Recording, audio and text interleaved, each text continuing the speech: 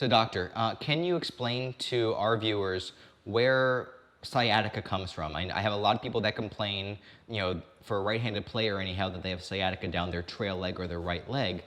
Could you explain a little bit more about what could be causing that, and more importantly, how we can get out of it? So while sciatica has many causes, of all the golfers I've ever treated, almost all of them are coming from issues in the lead hip sacroiliac joint.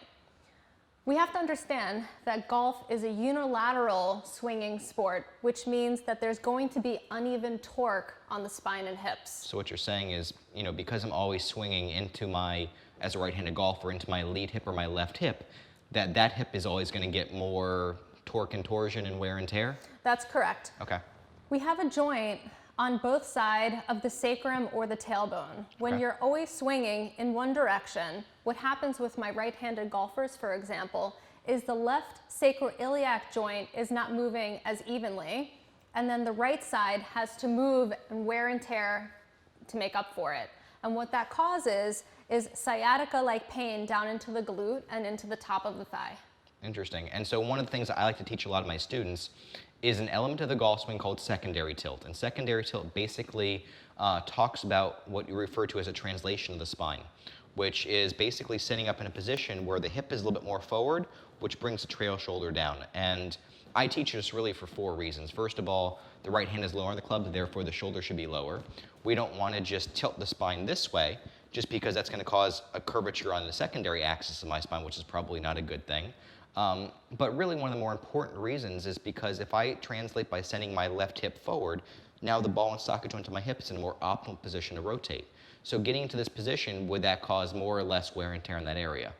It's going to be less wear and tear, because if you can set joints in a static way with good muscle control, it's far safer than dynamically swinging uncontrollably into a joint causing wear and tear, or what I see in my golfers, which is sciatica on the right side. So I love the way you said that dynamically, just because I know that every great ball striker in the world has this element of secondary tilted impact, and not many people set up with it. And so the more that we're forced to dynamically create positions in the golf swing, it seems like that's where more wear and tear is coming from. And even what's been talked about a lot is the first move in the downswing is like a bump into your left side. I could be imagining that would be the root cause of a lot of that, fixation of the left side that would be causing all the right side sciatica pain that people are feeling. Correct. So what's sneaky is that people come to me for their right-sided low back and sciatica, and they're always surprised to find that unlike all other doctors, aside from decreasing pain on the right side, I'm here to treat the left side. Interesting.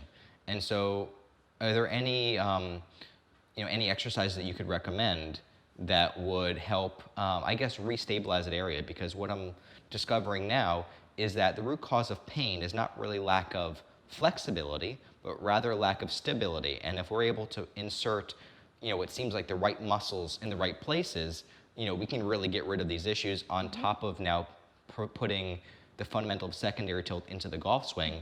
That would create less moving parts necessary in the downswing. Correct.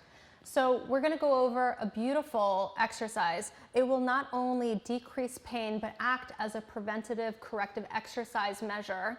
It's called the glute med wall slide. And what that's going to do is, as I mentioned before, because golf is a unilateral swinging sport, it's inevitable that you're going to develop muscle compensations on either side of the body. So what we're going to do is learn how to stabilize the sacrum, hips, and low back with glute med wall slides. And so it's almost refreshing to know that the issues people are having with this, this sciatica pain that they might be feeling and are experiencing, that's really just a symptom of something missing in their posture. And along with this one exercise you're prescribing, they're able to play golf without experiencing this pain. And that's wonderfully refreshing to hear. Correct. So what I love to tell my golfers is, in golf, pain is common, but it's not normal.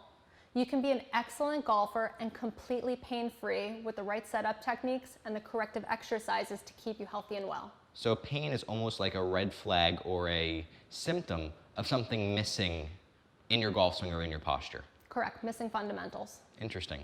And so I know our viewers are going to really benefit from that exercise. And again, thank you so much for being here, and we're going to dive even deeper in a second.